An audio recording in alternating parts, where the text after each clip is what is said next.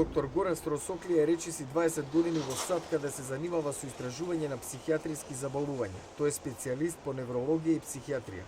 Работи на отварање центар за формирање електронска микроскопија во Македонија, што ќе биде финансиран од Националниот институт за здравје на САД и каде ќе се проучува ултраструктурата на мозочното ткиво кај пациенти кои боледуваат од шизофренија.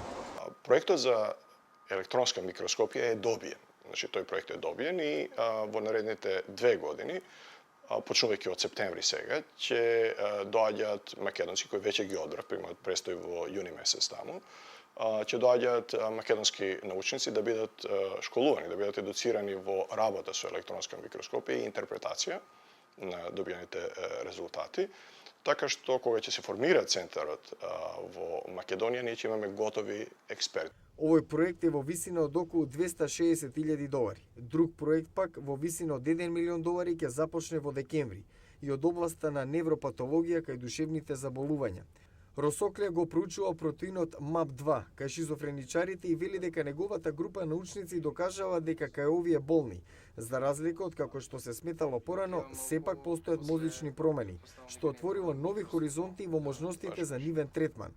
MAP2 беше примерниот протеин кој го изучува, заради кој ме поканија во Соединетите Американски држави. Но наодите на редуциран имуна експресија на MAP2 доведе до тоа да се заинтересирам за дендритот, бидејќи MAP2 се наоѓа во дендритот, што се случува со неговата морфологија. И бидејќи не постоеше адекватна техника за анализа на дендритот, јас работев година дена на хемијата на една техника која конечно ни даде фантастични резултати во визуализирање, во прикажување на невронот и дендритот и дендритичните иглички. И таа техника ја патентирав на моје име, на име на Columbia University, така што таа техника ќе ни даде одговори на многу прашања, но анализите се релативно бавни. Основна идеја на сите проекти што ги носи во Македонија е да има возможи на младите луѓе да се едуцираат, вели Росоклија. За актуелната дебата за реформи во здравствениот сектор во САД, вели дека во разговорите со колегите не чу ниту еден глас против дека секој американски граѓанин треба да има пристап до здравствено осигурување, што не е случај во моментов. Од моментот кога сум дојден во Соединетите Американски држави, за мене е нелогично дека најбогатата земја на светот, која има најдобра медицина на светот, неспоредливо подобра од било која друга земја, кога јас сум бил Франција, Шведска, Швајцарија, нема здравствено осигурување за сите своји граѓани. Тоа е незамисливо.